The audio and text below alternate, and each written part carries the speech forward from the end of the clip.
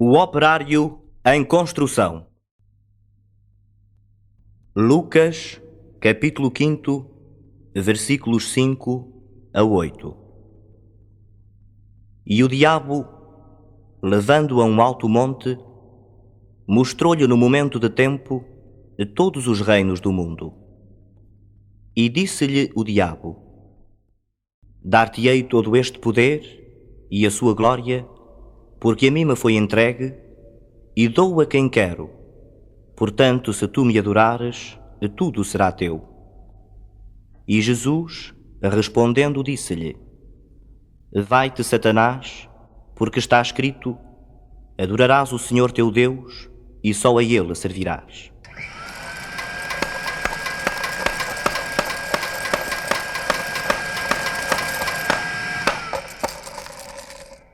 Era ele que erguia as casas onde antes só havia chão. Como um pássaro sem asas, ele subia com as casas que lhe brotavam da mão. Mas tudo desconhecia da sua grande missão. Não sabia, por exemplo, que a casa de um homem é um templo sem religião. Como tampouco sabia que a casa que ele fazia, sendo a sua liberdade, era a sua escravidão. De facto, como podia um operário em construção compreender porque um tijolo valia mais do que um pão? Tijolos ele empilhava com pá, cimento e esquadria. Quanto ao pão, ele o comia. Mas fosse comer tijolo. E assim o operário ia, com suor e com cimento, erguendo uma casa aqui, adiante um apartamento, além uma igreja, à frente um quartel e uma prisão. Prisão de que sofreria não fosse eventualmente um operário em construção. Mas ele desconhecia esse facto extraordinário, que o operário faz a coisa e a coisa faz o operário. De forma que certo dia à mesa, ao cortar o pão, o operário foi tomado de uma súbita emoção ao constatar assombrado que tudo naquela mesa, garrafa, prato, facão, era ele quem os fazia. Ele, um humilde operário, um operário em construção. Olhou em torno. Gamela, banco, enxerga, caldeirão, vidro, parede, janela, casa, cidade, nação, tudo o que existia, era ele quem o fazia, ele, um humilde operário, um operário que sabia exercer a profissão. Ah, homens do pensamento, não sabereis nunca o quanto aquele humilde operário soube naquele momento. Naquela casa vazia que ele mesmo levantara, um mundo novo nascia de que sequer suspeitava.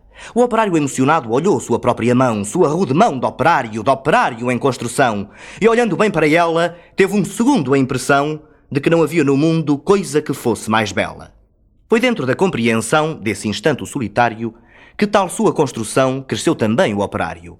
Cresceu em alto e profundo, em largo e no coração.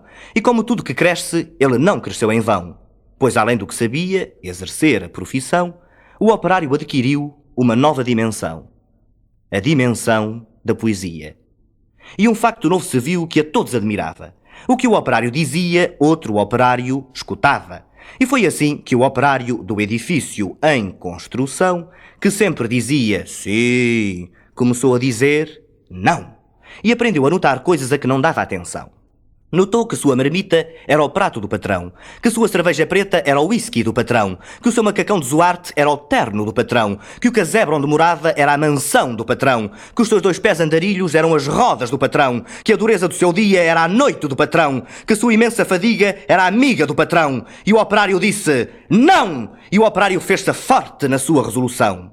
Como era de se esperar, as bocas da delação começaram a dizer coisas aos ouvidos do patrão. Mas o patrão não queria nenhuma preocupação. Convençam-no do contrário, disse ele sobre o operário e ao dizer isso, sorria. Dia seguinte, o operário, ao sair da construção, viu-se de súbito cercado dos homens da delação e sofreu predestinado sua primeira agressão. Teve o seu rosto cuspido, teve o seu braço quebrado, mas quando foi perguntado, o operário disse não! Em vão sofrera o operário sua primeira agressão. Muitas outras se seguiram, muitas outras seguirão. Porém, por imprescindível ao edifício em construção, seu trabalho prosseguia e todo o seu sofrimento misturava-se ao cimento da construção que crescia.